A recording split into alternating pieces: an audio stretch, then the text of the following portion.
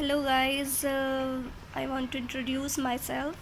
I am Varsha Sharma and आप मेरे channel पे देख रहे हैं कि इम्पॉर्टेंट क्वेश्चंस करके कुछ वीडियो इस तरह से मैंने आपको दिखा रही हूँ मैं आपको।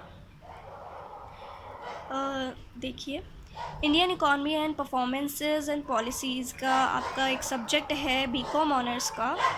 चैप्टर 1, 2, 3 मैंने आपके क्वेश्चंस बनाए हैं, रेडी किए हैं, जो बहुत ही इम्पॉर्टेंट क्वेश्चंस हैं आपके एग्ज़ाम में आने वाले।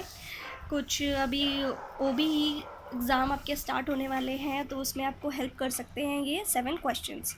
ये 1 to 7 क्वेश्चंस हैं।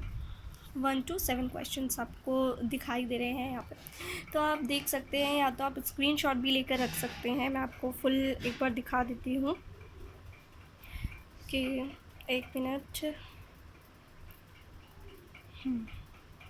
ठीक है, ये मैं आपको एक बार लास्ट में भी फुल करके दिखा दूँगी।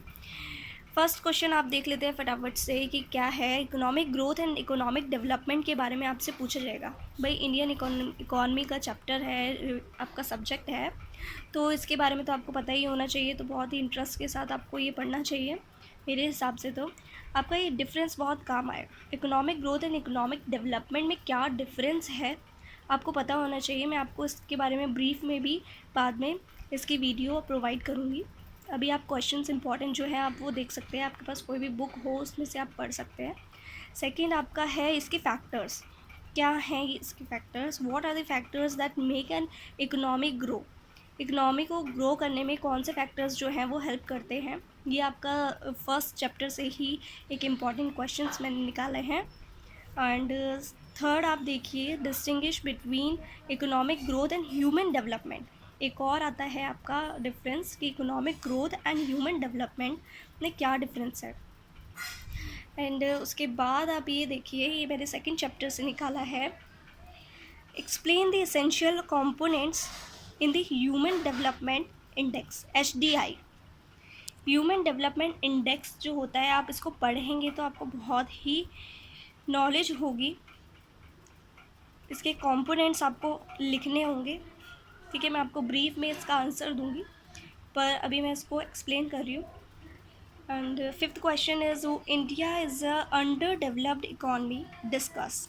ठीक है, India is under developed economy. और दूसरा क्वेश्चन इसी तरह से आपका दूसरा क्वेश्चन आएगा, आ सकता है, discuss those features of Indian economy which can be associated with an underdeveloped economy। आपको अंडर डेवलप्ड इकॉनमी को घुमा के इस तरह से भी पूछा जा सकता है कि फीचर्स आप इसके लिखिए। एंड सिक्स्थ क्वेश्चन आपका है, explain goals 3 core values of development. Development के 3 कोर आप अगर याद कर लें तो बहुत ही अच्छा है।